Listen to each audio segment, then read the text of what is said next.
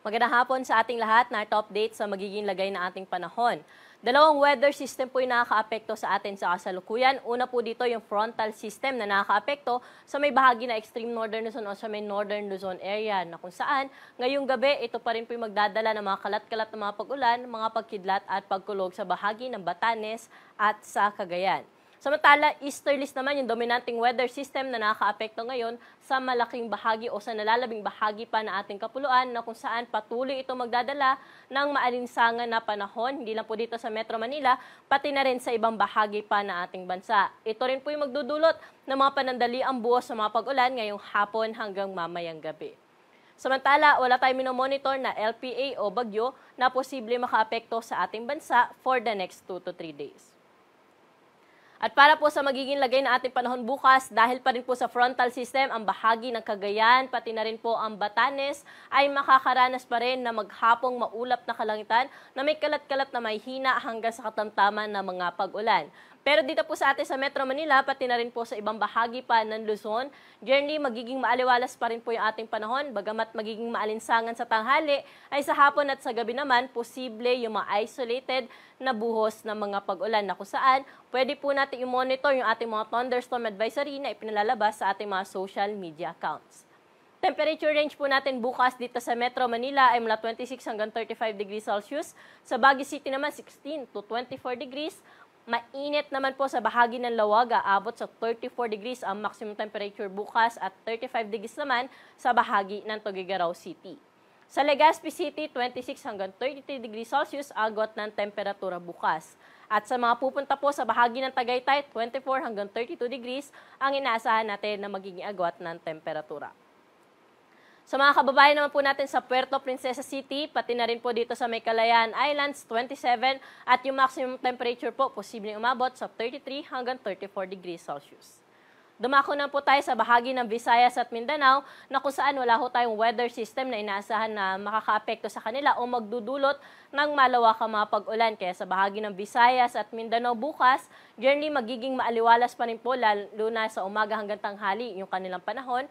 Pero pagsapit ng hapon at gabi, panatilihin pa rin po natin ang ating pagdadala ng payong dahil posible yung mga panandaliang buhos ng mga pag-ulan. At tulad nga po na aking nabanggit, pwede po natin i-monitor yung ating mga thunderstorm advisory na ipinalalabas po natin sa ating mga social media accounts.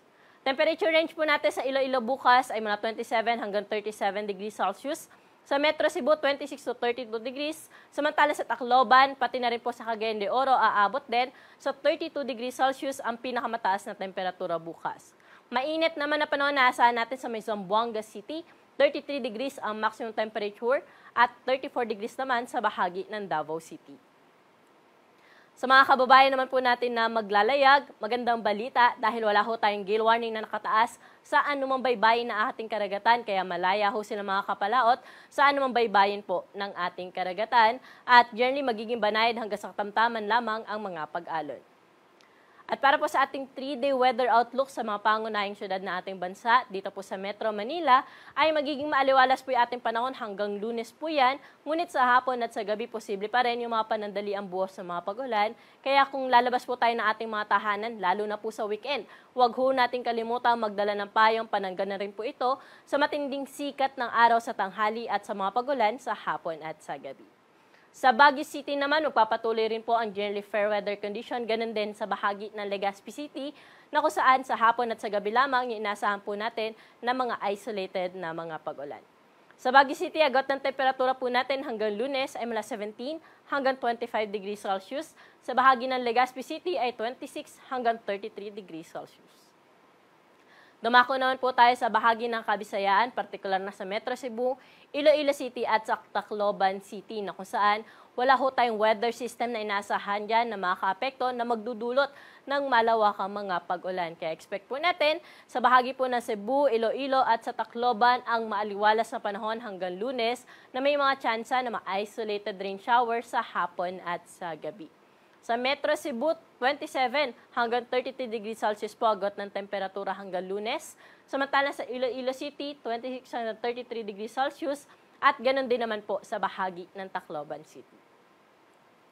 Sa Metro Davao naman po over the weekend, maaliwalas po yung panahon nating inaasahan dyan. Pero pagdating po ng Lunes, makikita natin, maulap po ang kalangitan dyan. Ito ay dahil sa Intertropical Convergence Zone o posibleng ito rin po ay dulot na isang trough na isang low pressure area na nasa labas po na ating area of responsibility. Kaya patuloy po tayo mag-antabay sa mga update ng Pag-asa. Sa Metro Davao, agad ng temperatura po natin by weekend ay nasa 25 hanggang 34 degrees Celsius. Pero pagdating ng Lunes, dahil may inaasahan nga po tayo mga pag-ulan, ay mula 26 hanggang 32 degrees Celsius yung inaasahan natin na magiging agwat ng temperatura. Sa bahagi po ng Cagayan de Oro City, pati na rin sa may Zamboanga City, magpapatuloy naman po yung maaliwalas sa panahon na kanilang naranasan na kung saan sa hapon at sa gabi, posible yung mga isolated o yung mga pulupulong panandali ang buhos ng pag-ulan dala ng mga localized thunderstorm. Sa Cagayan de Oro City, 25 hanggang 32 degrees Celsius yung agad ng temperatura. Sa may Zamboanga City, mainit pa rin, aabot sa 34 degrees Celsius yung maximum temperature. At ang araw po natin dito sa Kamunilahan ay lulubog sa na 6:15 ng gabi at muli po itong sisikat bukas ng 5:30 ng umaga. Para sa karagdagang impormasyon, mangyaring i-like at i-follow po kami sa aming social media account sa DOST_Pag-asa at bisitahin ang aming website sa bagong.pagasa.dost.gov.ph. At yan po yung latest dito sa Weather Forecasting Center. Ako po si Ana Cloren Horda. Magandang hapon po.